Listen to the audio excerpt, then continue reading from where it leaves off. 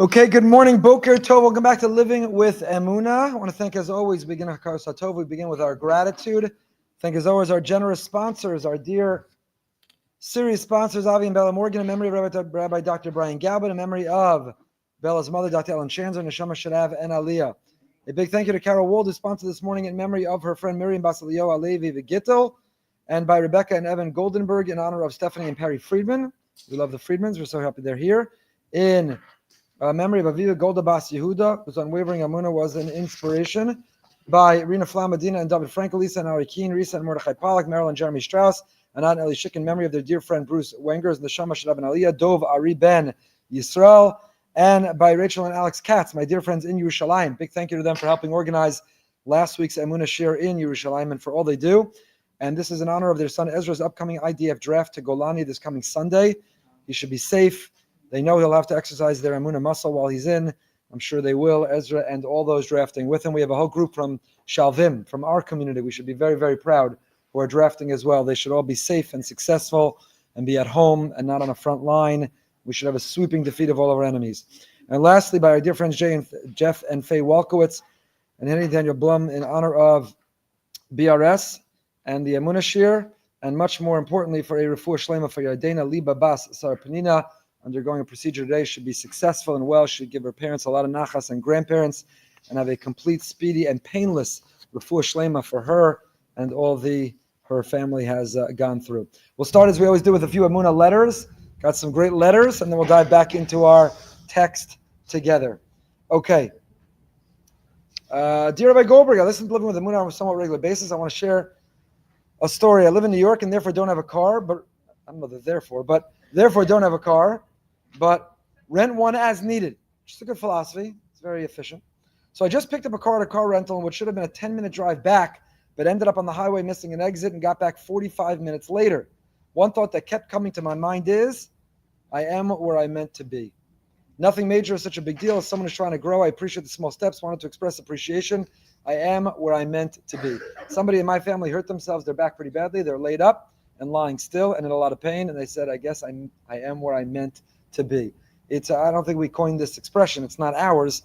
But when a person can really live and breathe and practice and implement that attitude, you can just let go of trying to force and change circumstances that are out of your control, whether it's traffic, a rental car, or whether it is an unexpected injury. Okay. Hold on, there was a good one over here. I enjoyed a lot. Not directly connected to Emunah, but put a smile on my face. Hello again, Rabbi. As I said previously, your shirim have been blah, blah, blah, blah, blah. I want to tell you, you've also helped my physical needs too. A few weeks ago, you mentioned Muddy Buddies. I'd never heard the term before. I grew up in England. My wife is American. I've always been looking to try good American snacks. I was surprised I didn't know what they were. I immediately asked about them in the family WhatsApp group, and a debate ensued as to whether they can be bought or only made at home. I did some research, and Baruch Hashem, it turns out Chex Mix makes them. And even more amazingly, my parents don't live in Israel, flying to the U.S. at the exact same time. They brought me back some Muddy Buddies, and I have to say they did not disappoint. Thank you for the shiurim. On top of helping with Emunah, I would not have discovered Muddy Buddies without them. So I am happy to be contributing so meaningfully to people's lives. I warn you, though, you can't stop at like one or one handful or one bag. So if you're going to go down the Muddy Buddy road, you're going to end up covered in mud. So you may want to be careful about it. It can be disastrous. Good morning. I hope this finds you well. I want to thank you for the Embrace Your Place sticker in my car. As I was driving early this morning, I started being anxious and overwhelmed by just thinking about preparing for Pesach. And pause on the email, but who isn't? Every year Pesach can feel overwhelming, anxiety-inducing, so much to get done, so much expense, so much cost, so many people. It can easily overwhelm. Last Sunday, I gave the pre-Pesach workshop. If you want to not be overwhelmed, learn how to clean your house and kasher your kitchen in just a few hours. And one of the biggest pieces of advice I began with, and I will share it again here, is, and it's true for Emunah in general in life, if you want to stay calm, cool, collect, work off a calendar and a schedule. Reverse engineer your life. Why do we start to feel overwhelmed and anxious? Because it's all piling up and it's all inside. We're trying to maintain, I got to do this and buy that and schedule this. And how will that happen? And we're also going to get this done. When you sit down with a calendar, a physical one or a virtual one, and you reverse engineer and you say, okay, this is when Pesach starts. Motzei Shabbos, which means I have to be ready on Friday this year. which means I need to cook for how many days, which means when do I need to kasher, which means when does my kitchen need to be ready, which means when do I have to clean my house, which means when do I have to shop for my ingredients, and mark your calendar with every detail. And then instead of feeling overwhelmed by the next 3 weeks, all you have to say is, what do I need to do today? Today, hayom. And that comes from Emunah ubitachon. We learned this from David Abu Chatzera. The idea of hayom, the idea of today. Be present, be mindful, be invested, be focused. Only ask yourself, what do I need to get done today? Now, a person can't live that way without also thinking about and planning for the future, because if all you say is, what do I need to do today, and you're not thinking about Pesach, you'll find yourself on Erev Pesach having to do everything for Pesach. So the today is not at the neglect of the future. It means I look at the future, I think about the future, but it informs only what I need to do today.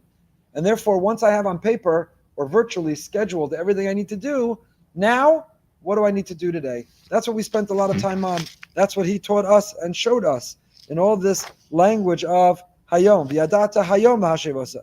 V'ayu advarim ha'ila shanochi mitzavcha hayom. Misham u'vikashtem misham. Re'ah nechon asen lefnechem hayom. V'yivarchein bayom ahu le'mor. The biggest bracha you could give someone is bayom ahu. Embrace hayom. Embrace today. Embrace today. So the best way to not panic or get anxiety or worry or feel defeated in Emunah about Pesach is schedule the next weeks or 3 weeks of your life.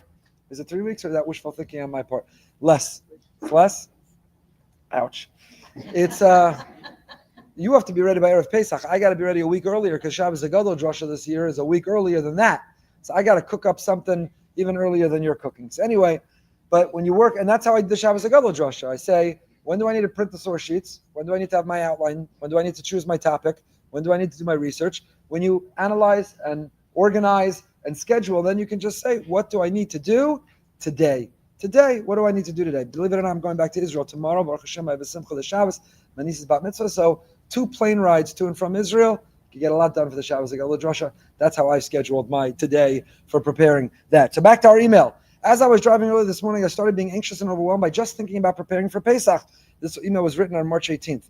The shopping, cleaning, cooking, taking off from work to get it all done so I can host is a bit overwhelming. This morning as I was driving, I glanced to the side and saw the sticker, "Embrace your place." Baruch Hashem, it refocused me and brought me back to reality and not anxiety. I've been making Pesach for at least 30 years, and it all miraculously gets done every year. One year I was standing in the neighborhood kosher market and someone was lamenting about all the groceries that we're buying. And I calmly replied back, thank goodness I'm able to shop for all these groceries and I'm able to cook and feed my beautiful family. In all the craziness of the holiday, we have to embrace our place, whatever it may be, because that's where Hashem wants you to be. Thank you for reminding me of this early morning. Have a beautiful day. Isn't that great? The sticker. You could be driving, your mind is wandering, you're feeling overwhelmed, and that's the idea of the sticker. You could still order or stop by the office and get one. Decal for the car, a sticker for the back of your phone, a tag for your luggage.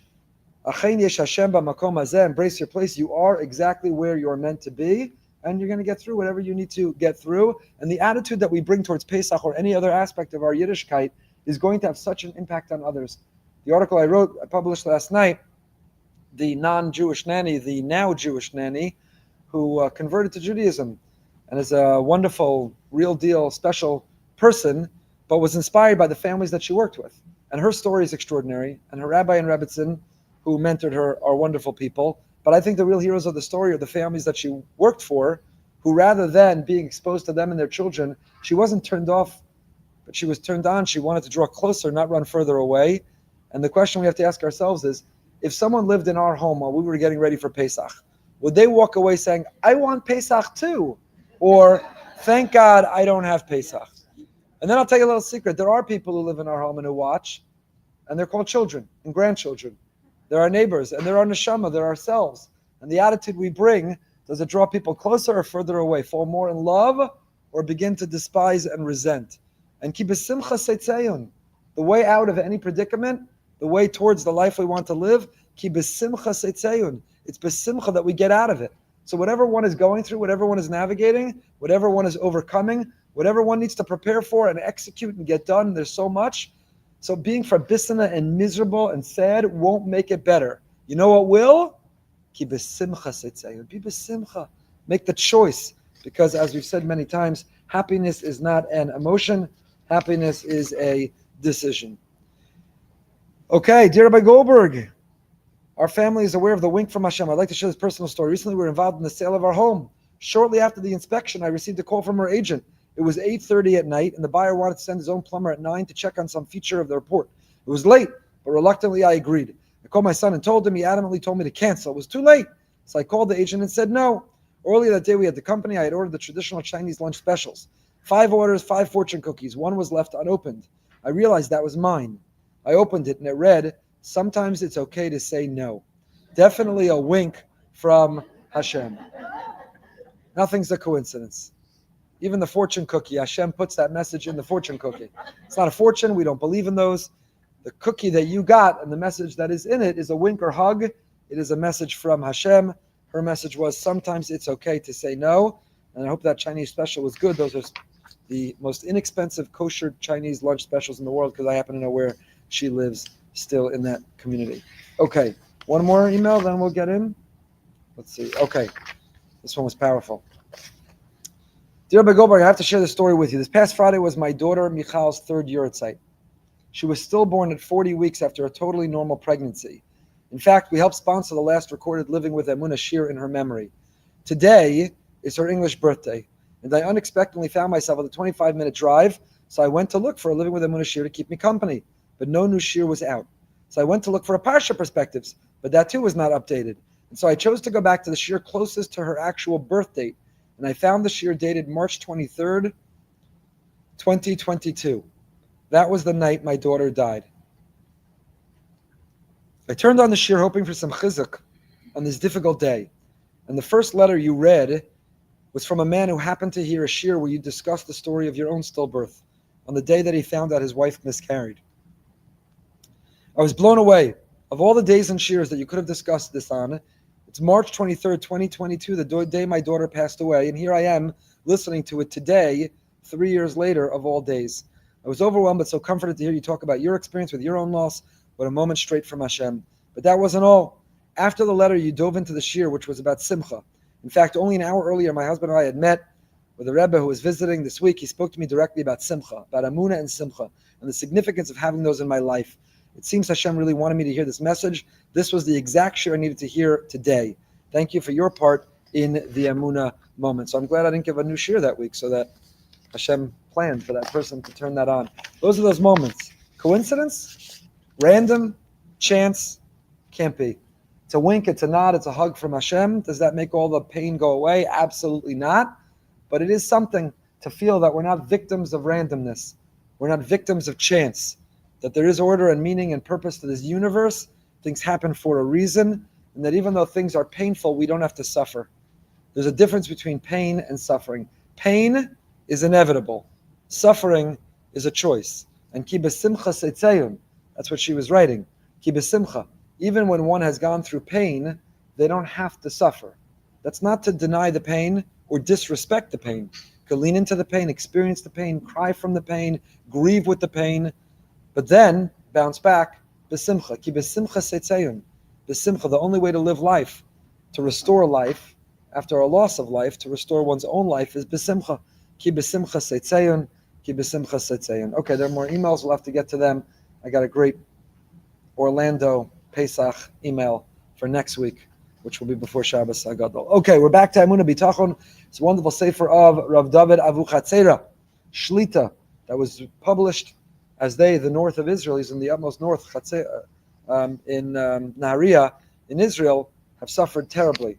And that's when the sefer was written. So at the top of page Lamed Gimel 33, I think I posted. If not, I'll put them in the Emunah group. Our first Emunah group closed out. It ran out of space, so we opened the second Emunah group.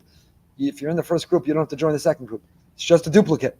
We're just posting the same thing, the sheer schedule, the sheer link, some bonus material every now and then. That's what we're putting. There's more if anybody wants to follow inside. So top of page Lamed Gimel. Mishmom shel tzadikim nemar v'yesh heviu zos mishmom shel Baal Shem Tov. They quote this in the name of tzadikim, some quote it in the name of the Heilige Baal Shem. Im adam chafetz sheyeh lo shefa parnasa b'chadoma. If a person wants an overflowing amount of blessing in their life, you want parnasa, livelihood, you want brias, gesund, health and happiness, shalom bayis, nachas, hadavar arishon shenitzrach lezehu, emunah. First thing that's necessary is emunah. Whatever it is you want, whatever you feel is lacking, whatever you want to fill in. It could be you want to learn to be fluent in Hebrew and read Hebrew. You want to lose a few pounds. You want your potato kugel to come out well. You want nachas from your children. You want to be able to reconcile and have shalom bayis and a happy future with your husband. You're longing for a child. You're trying to navigate complicated, whatever it is we want. Parnasa, Pesach's coming up. You need a few extra shekel just to buy a pound of matzah. Whatever's happening. So whatever it is one wants, the Baal Shem Tov said, before initiative, the first act of initiative we take is to choose Emunah.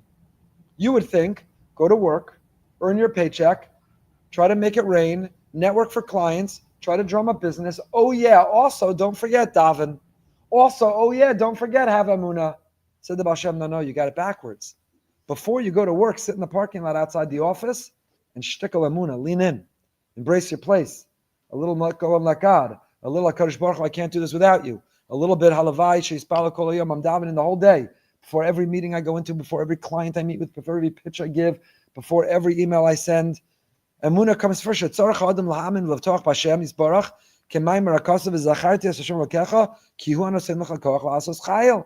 B'Hashem Tov got this from a pasuk itself, because the pasuk says v'zacharta, remember Hashem, ki hu anosein lecha koach la'asos chayil. Hashem is the one who gives us strength to do our work, to do our bidding. K'fi shetargem Unklus, the great righteous convert, translates, Arehu ya'iv lecha eitza lemiknei nichsin. HaKadosh Baruch Hu is the one who put into your head, how come you bought that stock instead of another stock? You pitched a client instead of another client. How come you this? Who gave you that great idea? Who put that drasha, that story, that quote? Who put it all together for you? Who made you stumble upon that article? That sefer? Yes, be proud of the initiative you took. Be proud of the effort you put in. Be proud of the accomplishment and achievement and the result that you earned. Be proud of it. But where did you get the entrepreneurship, the ingenuity, the creativity, the work ethic, the strength, the focus? Where did it come from to achieve all of that? Hashem is the one who gave it. There's a Drashas Haran. The Ran, Rabbeinu Nisim Gaon. The Drashas Haran, the Ran writes in his Drashos that a person, the Torah cautions us right before this pasuk, one should never say, Kochi va'otzam yadi asu li esachayal hazeh. It's not kochi, my strength, my hard work, my smarts. Arrogant people struggle because they're wrestling with God all the time. What do you mean, God, I'm supposed to thank you that I did well in business this year? I did well in business because I worked hard in business. I went in early, I stayed late, I focused, spent time away from my family and my hobbies and the things I wanted. I worked hard. I'm the one who had that fantastic idea, how to market, how to advertise. I'm the one who figured out that new financial instrument. I'm the one who invested in that place. I'm the one who was smart enough to have shorted the market. I'm the one who understood. What do you mean you? Why shouldn't I say kochi va'otzim yadi? Why shouldn't I say it was my energy, my strength, my ingenuity? Why shouldn't I? After all, I did. You could draw a straight line. Traces back to me. Says the Ran, Hashem doesn't want you to deny that you had a role and you had a part. He doesn't want you to not take pride in what you did. What he wants you to realize is, don't say kochi va'otzam yadi. It's my strength and my hand that brought this result. What you should realize is, hu hanosein lecha koach. Because if HaKadosh Baruch Hu wanted you to be in bed, to be hit with an illness, to have the flu, HaKadosh Baruch Hu wanted you to be overtired, confused, and not choose that stock, but choose a one, to go long instead of go short, to make a bad pitch instead of a good one, then you would have failed and you would have fallen flat on your face. Who gives you the koach? Who gave you that memory, that intellect, that insight, that entrepreneurship, that creativity? Who gave you that strength to be able to plug away with that work ethic? Who gave it to you? Who anosein lecha koach la'asos chayil? Hashem is the one who gives it to you. So therefore, and that's the way the Ran understands. For me, this was a radical change in the way we see what it means to live with Emunah. To live with Emunah doesn't mean that you walk around and say, no, it wasn't a good drush and it wasn't me and Hashem just made it come out of my printer. I don't even know how that happened. It came out of the printer and I just read it. No, I worked hard. I work hard and I'm proud. But who gave me the strength and the focus and the creativity and the talent? It's all from Him. And it is on loan. It can disappear tomorrow. Ask famous singers who suddenly had laryngitis and had to cancel their shows. Ask brilliant people who were hit with debilitating dementia, brilliant, brilliant people and minds who suddenly can't remember little things. Hu hanosein lecha koach, athletes who all of a sudden can't make a throw or their legs don't work. Hu hanosein lecha koach. So the key is not to not take pride, to deny what we're good at, what we're talented at, where our skills are. Those are gifts from above. Appreciate them, be grateful for them, be proud of them, but also live and realize they could disappear any moment. I'll tell you, as a darshan, as somebody who darshans, on any given day of the week, I speak several times. That's the business I went into. And I'm grateful for it, and I love it. And I'm so happy about it. From 2 shiurim this morning, and I'm speaking at a lunch at the Aguda Business Thing Summit today, to our shul dinner tonight, and I don't know exactly what I'm speaking about at the next ones. And Hashem is unbelievable. Unbelievable. Sometimes I speak it's a single. Sometimes I hope it's a home run. Sometimes it feels like I'm striking out. But each and every time afterwards, I feel like, Hashem, you made me trip or stumble or think about and put that together, and please just keep it going. And I publish a lot of what I say.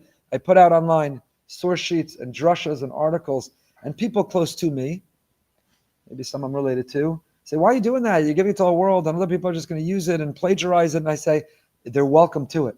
The more I share it, the more I hope Hashem's going to give me and replenish it. And the more I hold on to it, I think Hashem's going to turn off the valve. He's going to turn off the faucet, and I need him to leave it open. I need him to leave it open. So the key in life, and whatever you do, and whatever we work on, from the mundane and seemingly simple and inconsequential to the significant and big, the surgeon on the way into a surgery, to the chef putting the kugel in the oven, is Hashem, Kochi. I'm proud of my contribution to this. I thought of the recipe. I'm a good chef. I've got instinct. I don't even measure out the spices. I just put them in and everyone loves my food. I'm proud. But I also know that hu anosein lecha koach, that whatever talent, skill, gift, opportunity, potential you give me, it is on loan. It's never part of a permanent collection. It could disappear tomorrow. So based on all this, back to Rav David Abuchatzera, based on all this says the Emunah bitachon, because v'zacharta es Hashem Elokecha, remember God, ki hu anosein lecha koach, he's the one who gave you the skill. So remember it every time you use your skill. Before every workout, say, Hashem, you gave me the body, you let it work, let me not tear, break, twist, sprain, anything. Every meeting you go into, Hashem, you put the words in my mouth and you put the ideas in my head. Help me have a successful outcome. Let it go well. Before every surgery, before every doctor diagnosis, Hashem, you help me get through medical school. You help me do all that I do. Before, each time, v'zacharta, remember Hashem. And so the Baal Shem Tov taught was, don't on your list of things say, initiative, action. Oh yeah, I remember once hearing I should probably also daven. No. The first act of initiative is to have emunah, is to remember whatever I'm about to do, the outcome is only and utterly dependent on Hashem, Begashmius u'beruchnius. That's true with whatever physical thing I'm about to do, whatever flight I'm about to take in the tefillas haderech that I say, whatever car ride I'm about to take, and I remember Hashem is the one who will keep me safe. Begashmius u'beruchnius, or spiritually. It sounds counterintuitive. We've discussed this before as well. But if we're struggling in ruchnius, we're struggling to have faith, we're struggling to get anything out of davening, we're struggling in ruchnius, we could also ask Hashem, I need your help. I need your help connecting to you because I'm not connecting. I'm not feeling it and I want to feel it. Hashem, help it flow. The faith, the emunah, the connection.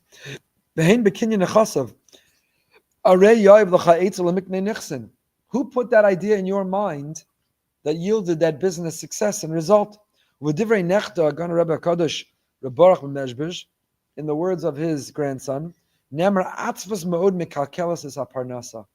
know what destroys parnasa?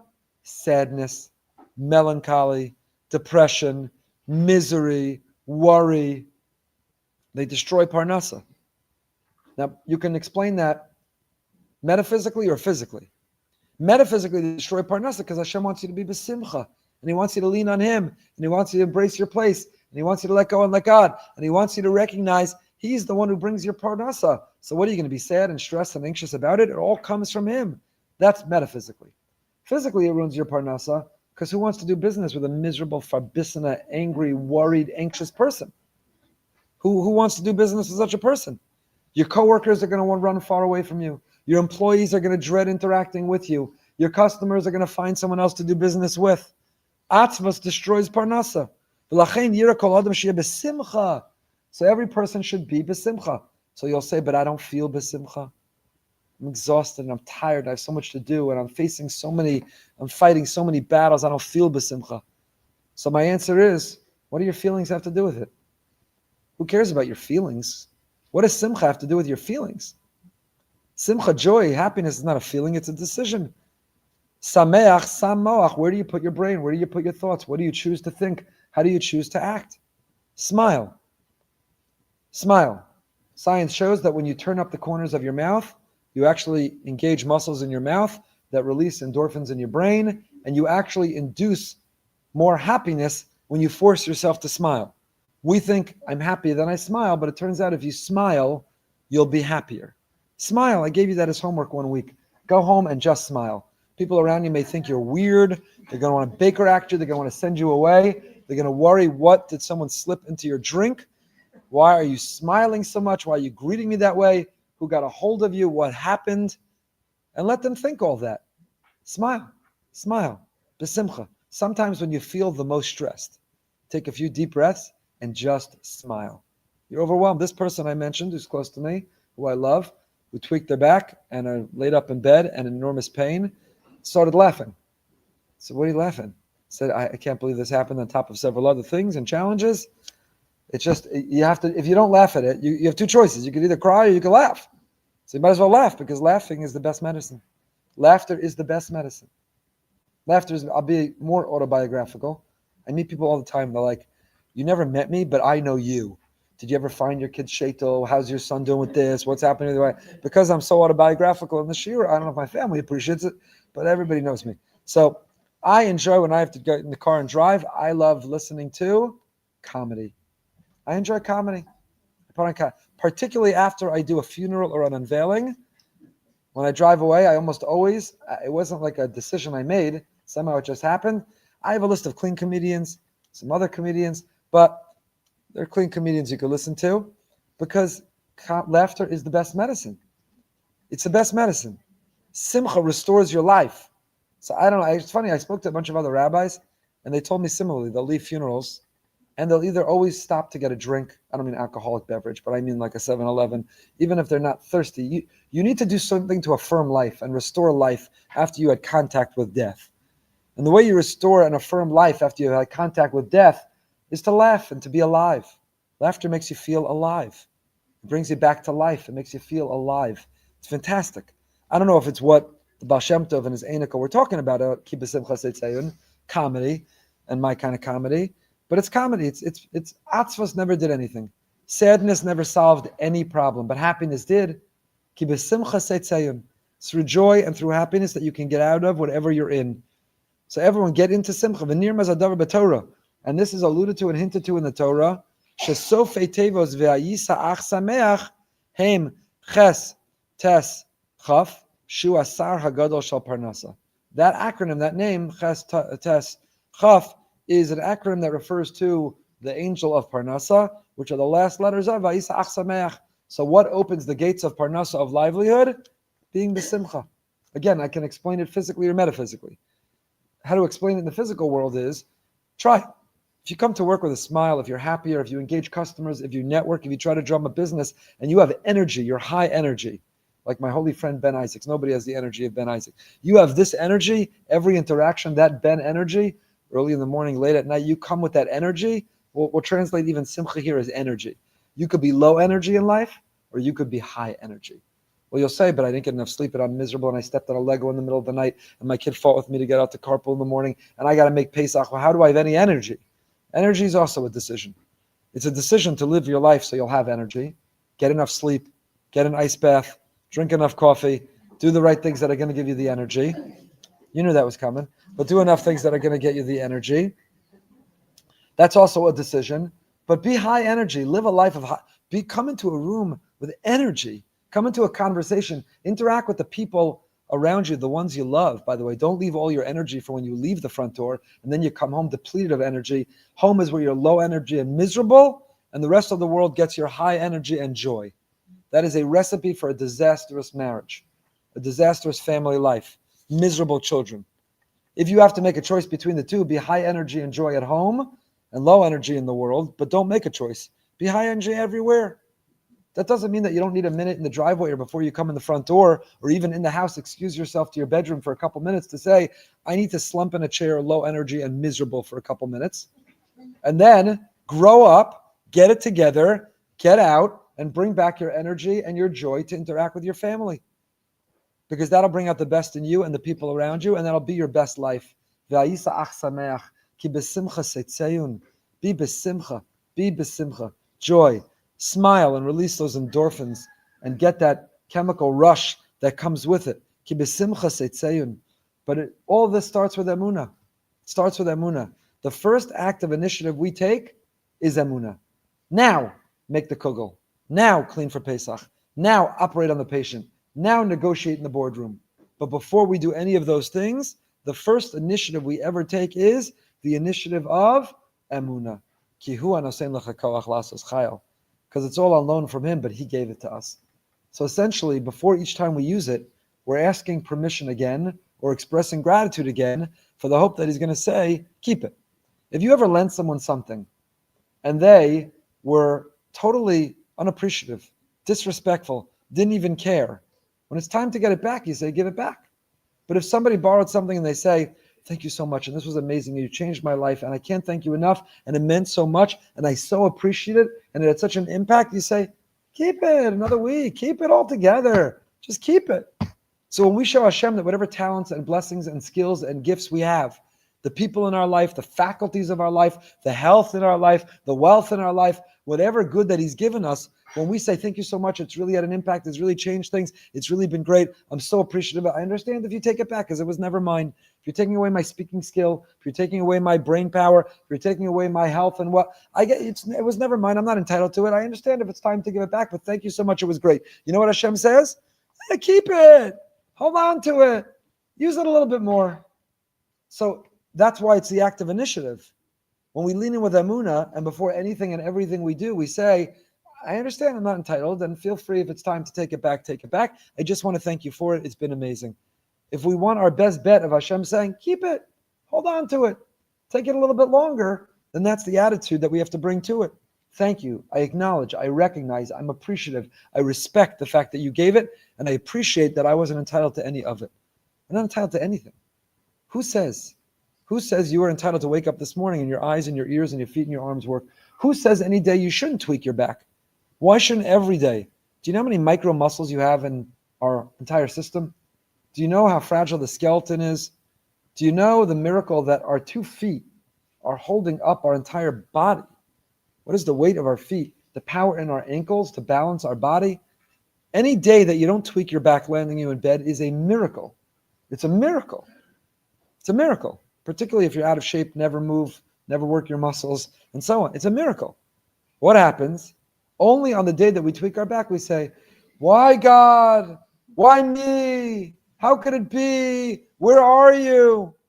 Every day that you wake up and you say, oh, everything's working. Wow, it's all great. Car is working, computer is working, my mouth is working, my brain is working. It's all working. We don't say, why me? How could it be? Why should it be? When it all works, we feel entitled to it. And if any of it stops working, we wonder, where are you? Who says we ever deserved it to begin with? But every day that we say, I'm not entitled, I'm appreciative, I'm grateful. Wake up with an attitude of gratitude, the Birchas HaShachar, the Moda'ani, that begins and animates our day. So said the Heilige Baal Shem, quoted by Rav David Avuchatzera, this is the first initiative, the first hishtadlus of the day is Emunah. Recalibrate our compass. Okay, I'm finite, I'm immortal, I'm nothing, I'm not entitled to anything. You're the source of everything, you give me everything, thank you for everything. Now I'm ready to start my day. That's the first initiative of the day. The first initiative of the day, which is why when we open our eyes, the first words on our lips are Moda'ani. Thankful am I. That's the first thing that we do. It's the first initiative that we take. So Mitzvah Shem, we should continue to take this initiative, the initiative of Emunah, before we get to the initiative of initiative. The initiative of Emunah, and then Halavai Hashem should continue to lend us all of his brachas. In the surgeon's hands who's doing surgery today on Yardena, should have a positive outcome and good health. And in everything that we have to do today, from big to small, from consequential to insignificant, no matter what we have to do today, let's take that first initiative and step of Emunah. Smile. Do it with a smile. Do it with a smile. You have to take out the garbage, do it with a smile. Do it with a smile. You're cleaning, do it with a smile. Shopping for Pesach, earning the money to pay for a pound of matzah, that's a month paycheck. Do it with a smile. Because I tell you, the cost of matzah doesn't go down when you're miserable about it. And the house doesn't become clean because you were miserable about it. It's just not the way it works. What do you get from that? Garnished. Nothing. Nothing. May we get out of whatever's holding us back. It's a season of freedom. May we be set free and liberated from the shackles, often self-imposed, that are holding us back, to taste the taste of freedom. And the way to do that, ki b'simcha seitzayun, is to be Emir Tashem b'simcha. We'll pick up with the next chapter of this next Wednesday. Please remain for all of Tehillim. Take a booklet. If everyone takes a booklet, it'll take 5 minutes. We'll finish all of Sefer Tehillim.